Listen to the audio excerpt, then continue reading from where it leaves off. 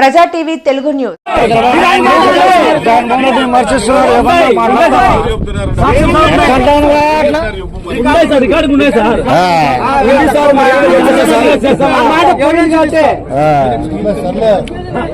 మీ మీద గౌరవం ఉంటుంది, గౌరవాన్ని ఇచ్చే వరకు గౌరవిస్తాం. గౌరవాన్ని మీరు పెట్టుకోవాలి, మేము మీద పెట్టుకోవాలి. ఆ గౌరవాన్ని అగౌరవపరుచుకుంటే జరిగింది. అది రైతులు నమ్ముతారు, ఖచ్చితంగా నమ్మినాం. వాళ్ళ నమ్మకండి మాకే ఫోన్ చేసాం. వాళ్ళ నమ్మకండి, వాళ్ళు ఏదో వాళ్ళ పని వాళ్ళు చేసుకుని పోతారు. మీరు మేము కూడా సమస్య పరిష్కారం కావాలనే మీరు ఎట్లా పెద్దరికంగా మేము కూడా సమస్యలకు రద్దు చేసుకుంటాం. కానీ పరిష్కారం కావాలంటే ఇట్లాంటి చికిత్స నమ్మకంతో చాలా విషయాలు ఉంటాయి సార్. అది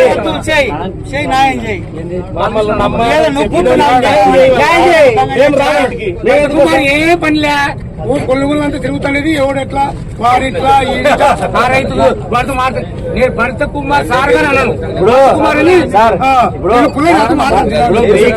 రైతులు చాలా చోట్ల మీకు మాకింతేమో గెలుకోవడానికి బిజీ చెట్టులే లైఫ్ లో వాళ్ళు.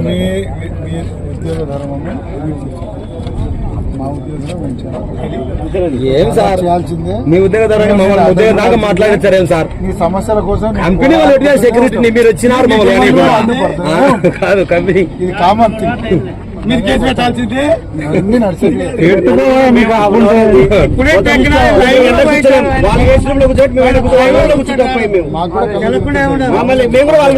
మీరు రక్షణ పోరాడాలి మా పార్టీలు. నీకు అక్కుంటే చేసుకో.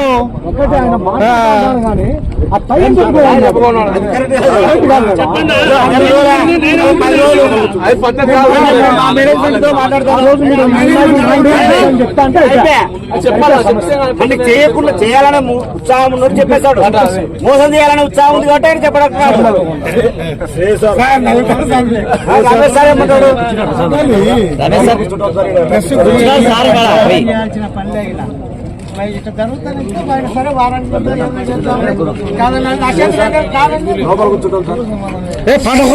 లోపలికి గేట్లు ఎత్తే ఎత్తునిచ్చే ప్రసక్తే లేదు. కానీ అట్లా step by step personal weakness బాగుంటుంది. ఊరొస్తూనే ఆగదు ఉద్యమం. స్టెప్ బై స్టెప్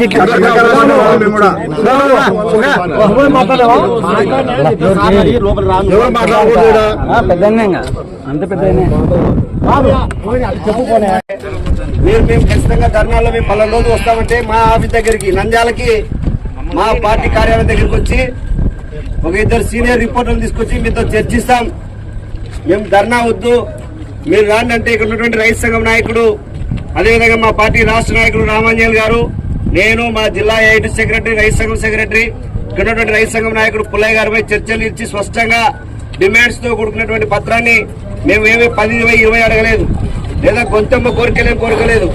స్పష్టంగా ఇప్పుడున్నటువంటి ఆర్టీఓ 2024 12వ నెలన ఈ పంట ఎవరైతే వేసినారో పంట నష్టపోయినారని చెప్పి అగ్రికల్చరల్ స్పష్టంగా 28 మంది రైతుల పేర్లు ఇచ్చి వీళ్ళకి నష్టపరిహారం రామ్కో సిమెంట్ ఫ్యాక్టరీ ఇవ్వాలని లెటర్ కూడా ఈ ఫ్యాక్టరీ కూడా ఇచ్చారు, రైతులకు ఇచ్చారు.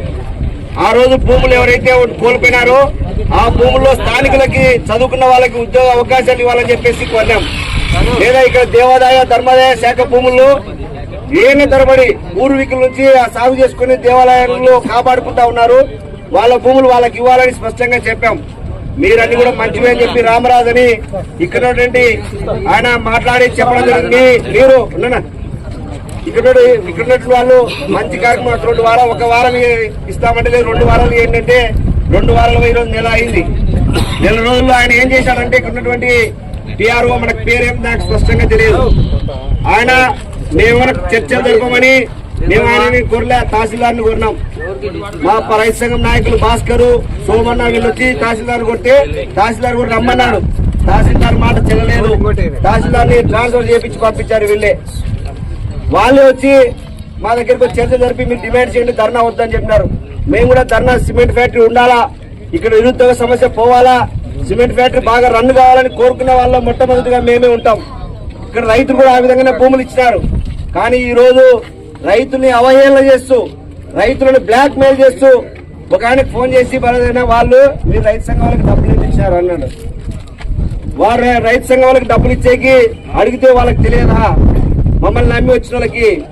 అంటే రైతు సంఘం కాదు, మీ నాయకులు మంచోళ్ళు కాదు. ఈరోజు సిగ్గుండాలా? నువ్వు నీ ఉద్యోగం కోసం బతికేటువంటి వాడి, నువ్వు నీ కడుపు కోసం చేసేవాళ్ళం.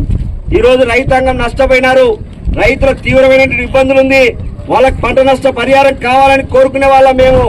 అది చేతగాక వాళ్ళు యువకునందుకే మమ్మల్ని ఆశ్రయించారు, మా దగ్గరికి వస్తా ఉన్నారు. ఈ రోజు ఖచ్చితంగా స్పష్టంగా చెప్తున్నాం, ఇక్కడ జిఎం రవికుమార్ గారు లేదా యాజమాన్యం ఈ సమస్యల పైన స్పష్టత ఇస్తేనే మేము ఇక్కడ నుంచి కదులుతాం, లేకపోతే జైల్లోనైనా మేము పోవడానికి సిద్ధం. ఈ సమస్య పరిష్కారంగా భయపడిస్తాడు. ప్రతిరోజు రాత్రి 9:30 10 తర్వాత వాట్సాప్ కాల్ చేసి రైతులకు భయపడిస్తారు. ప్రజలు రమేష్ బాబు సారు చాలా మంచి వ్యక్తి, ఆయన చాలా రోజులు చేస్తే కూడా పనిచేశాం. ఆయన ఏ రోజు కూడా మాట్లాడలేదు రైతులకు సంబంధించి, ఎందుకంటే ఆయన కూడా రైతు కుటుంబం నుంచి వచ్చినాడు. ఈరోజు పోలీస్ డిపార్ట్మెంట్ కూడా ఎవరు మాట్లాడలే. ఈయనకి ఏం పని అండి? ఈయన ఏమన్నా రైతు యాజమాన్యమా? ఏమన్నా పరిష్కారం ఒక్కరన్నా ఆలోచన చేయండి. ఈరోజు పోలీస్ డిపార్ట్మెంట్ కూడా అడుగుతున్నాం, అంత అహంకారి, దానికి ఖచ్చితంగా క్షమాపణ చెప్పాల్సిందే రైతులకి. ఆ క్షమాపణ చెప్పిన తర్వాతనే మేము ముందుకు పోవాలి, ఇక్కడికి వచ్చి చెప్పాలా. అసలు ఆయన మాట రికార్డింగ్ ఉంది, ఎవిడెన్స్ ఉంది. ఖచ్చితంగా ఆయన ఏం మాట్లాడినాడు, ఏ రైతుతో ఏం మాట్లాడినాడని ప్రతి ఒక్క రైతు ఖచ్చితంగా రికార్డింగ్ చేసి ఆ రికార్డు మేము ఎస్పీ గారిని కూడా కలుస్తాం. అతను ఫస్ట్ ఈ ఉద్యోగం నుంచి రిమూవ్ చేస్తే రైతులకి ఎవరు మాట్లాడకుండా చులకన చేసి మాట్లాడతారా? ఈరోజు మేము ధర్నా చేస్తే ధర్నా చేయకూడదని చెప్పి ఎన్ని ఆంక్షలు మొత్తము చిప్పర్లు అడ్డం పెట్టి అసలు రాకూడదు, మీరు వస్తే మీ కథ చూస్తారంట. ఏం చూస్తాడు? ఈ ఊరు మనదే, ఈ ఊరు ఆయనదే. ఈ ఊరు కలవటాల కొలింగుల్లా ఈ గ్రామాలని ఆయనవే. ఎక్కడో ఉద్యోగం కోసం వచ్చిన ఆయనే భయపడిస్తే మనమేం మొగోళ్ళం కదా. ఖచ్చితంగా చెప్తున్నాం, మేమే ఈ రోజు కొత్తగా ఉద్యోగం లేక రాలే, కమ్యూనిస్ట్ పార్టీలోకి రైతు సంఘంలోకి నిక్కరగా